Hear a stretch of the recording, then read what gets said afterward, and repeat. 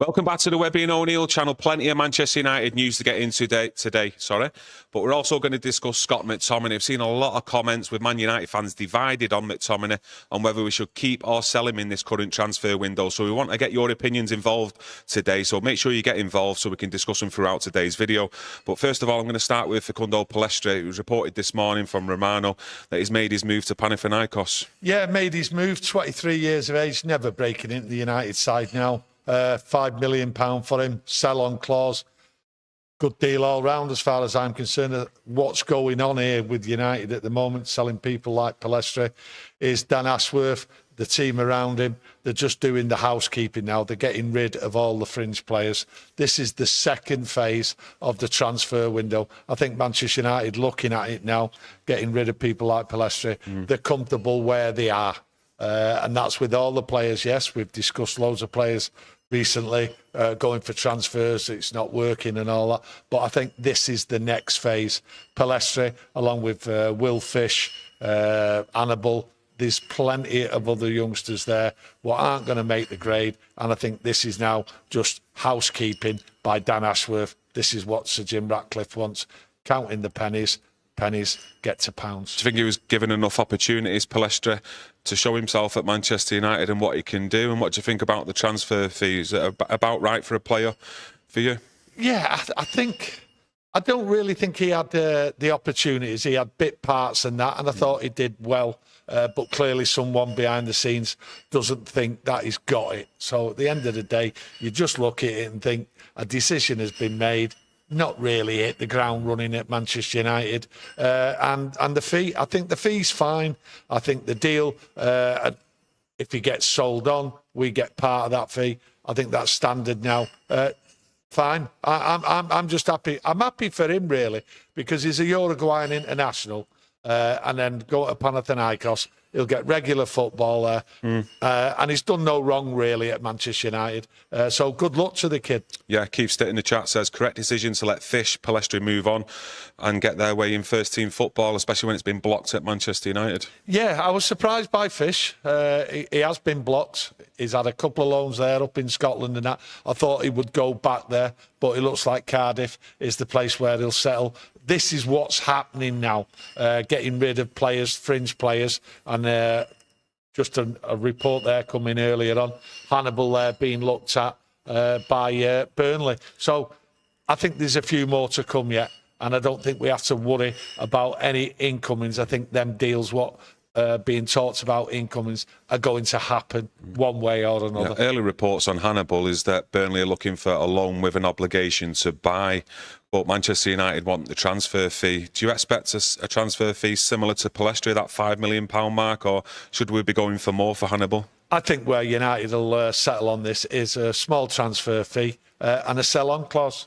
I think that's what will happen. Because if he hits the ground running at Burnley, because I think he's a really good player, I just think his temperament just needs tempering just a little bit down.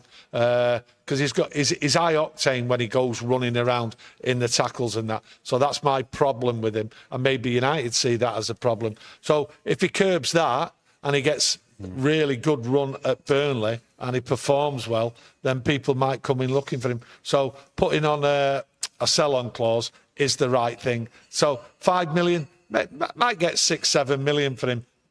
Maybe more, to be honest with you, because I do think he's a good player. Yeah, just going on to that news from Fabrizio Romano and others last night and updates this morning surrounding Manuel Ugarte. And Romano said that United are working on a loan with an obligation to buy proposal for Ugarte. Negotiations continue with this formula as his agent Mendes is leading the talks with Paris Saint-Germain. Ugarte wants Manchester United and he's pushing for the move as well, which personal teams were agreed in July. Yeah, personal terms were agreed. This has gone on. It's just seems to be dragging on, and I think what will happen, I don't think United are too bothered at the moment. They're not panicking. Don't think PSG are. A loan move is the way to go, I think, with an option to buy. And it's not bad when you look at it. We might have to pay a fee for the loan move, which is fine. United have done it loads of times. But the loan move, I think, is the right thing. There's no pressure on United to sell now. There's no pressure on United to sell to get the money for Ugarte. That's how I'm looking at it. And if Ugarte comes in on a loan, he's there, bit of rotation between Manu, Casemiro for him, and it'll give us all a good view of what we're actually getting before we buy him. I think the problem, what might come here, is the fee with the option at the end of the season. That might be the sticking point at the moment. But they'll get over that. I think they'll hit around about the 40 million mark, and I think both sides will be happy. If you look at what's happening, we've got another 2 games, then an international break. So if he comes in the next 10 days, then we'll see him after the international break. So do you think Man United have been taking the right stance then with the fee Paris Saint-Germain wanted by like basically bulking at that and still trying to progress with negotiations and trying to get a loan option first with that obligation to buy? Yeah, I think they've done well. They've refused to pay that amount and it's coming down to a loan deal.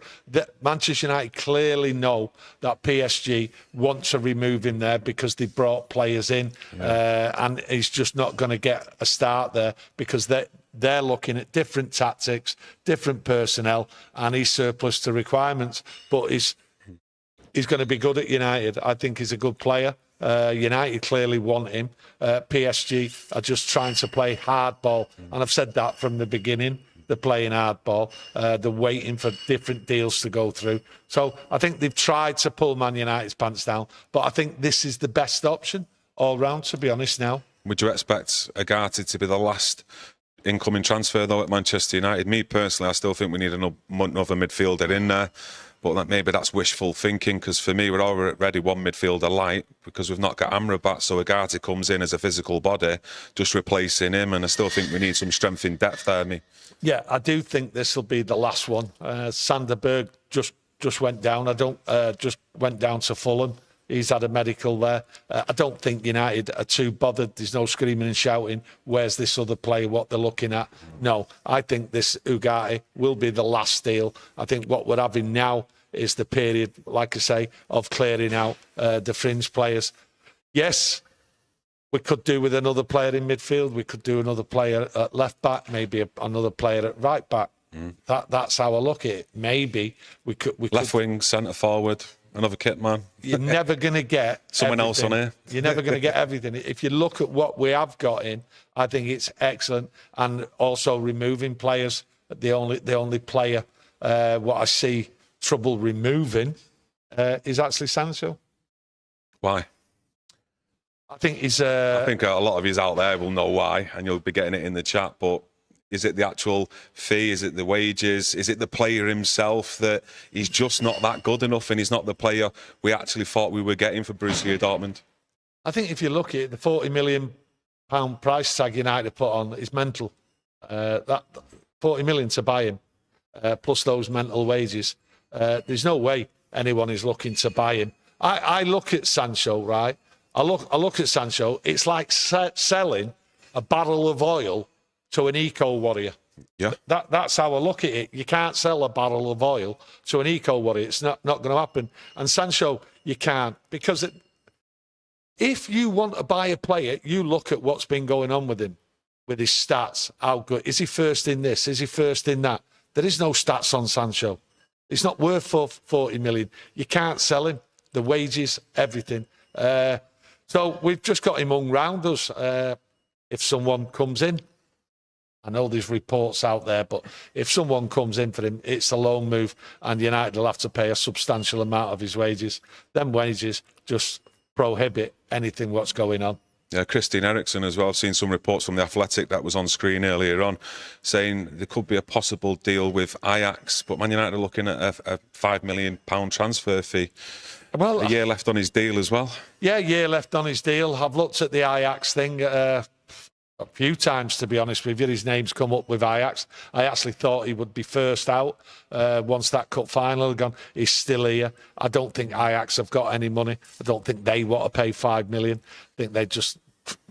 I'm not even sure they can afford anybody at all, Ajax. And Eriksen, really, if he was going anywhere, it would have been done a long time ago. This might end up a last-minute deal somewhere else. That's if he goes. Yeah, possibility. But we're going to move on to Scott McTominay. He's the one who's getting the most attention.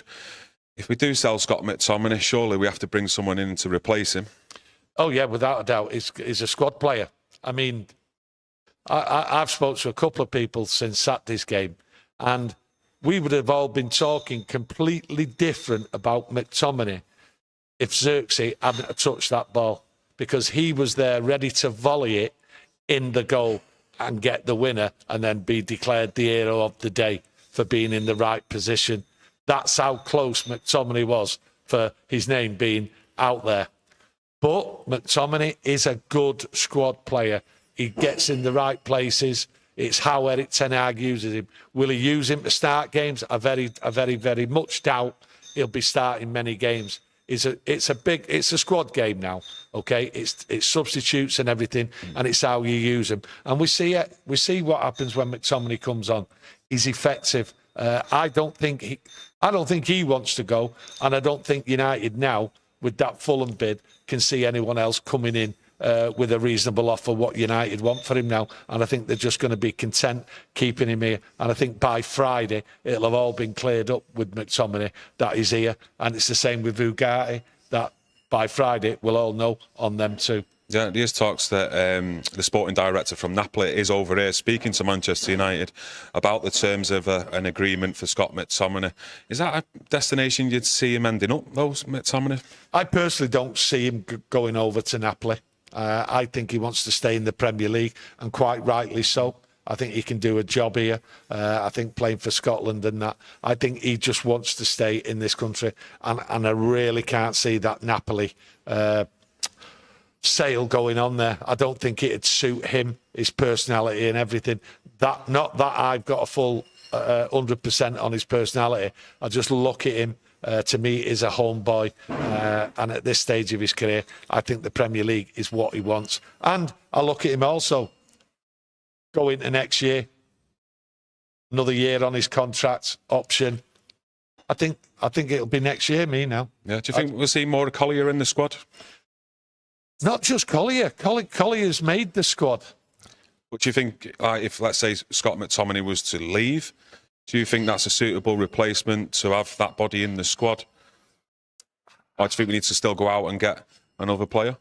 Once you get rid of McTominay, you have to bring somebody in. You have to bring somebody in. Someone solid who you can rely on. Collier is learning his trade. I think he will be in the squad, and I think he will get game time. But to sell McTominay, you have to bring somebody in, and I think it's only Ugarte. That's why I believe McTominay's going to stay now, because Sanderberg is on his way. Yeah. Anything more to add? No, I just think it's the second phase. I think really we're looking at Friday. Anything comes now, I think it'll be a shock to me. I think Ugarte is the target. It's a loan deal being sorted, and if anything is going to happen with McTominay, it'll be Friday. Because there's only 10 days to go, and I think McTominay wants to stay, and I think he deserves to stay, and then maybe look at it at the end of next season. So who do you think is the most likely to leave then at Man United? With the three pictures we've got on the thumbnail, Sancho, McTominay, Eriksen. Most likely to leave? Most likely. Sancho. I think, Sancho, someone will just get him, and United will pay most of the wages. Clearly, Ten Hag don't want him, and I don't think anyone else really wants him. He is not going to do anything in this squad. He's not going to do anything for Manchester United. He's only going to do what he wants to do for himself. And if you look at Eriksen, at least Eriksen puts a shift in. That's how I look at it. Whoever bought Sancho, why they bought him, I'll never know in my life. Well, for that amount of money, definitely agree with you there. Nicholas Buckley, I've always liked Scott, good in both boxes and very strong with the limitations. He's very valued at the highest price he will ever have. Currently. Yeah. He's an academy product, so it's pure profit. So in time, Sim says, anything after the Ugarte is a bonus coming into the Manchester United squad. But Malp says McTominay needs to leave. And Paul PV8 says anything could happen in the next half hour. And I totally agree with you there, my mate. But like I say, you've all been getting involved there in that Scott McTominay chat. We'd like to know your opinions on whether you think he'll leave Manchester United or whether you think he'll stay. The pros and the cons, all that good stuff. And we'll have a little read of him later on. So we'll be back tomorrow with another Manchester United chat, and we'll see you all soon. Thank you. Thank you.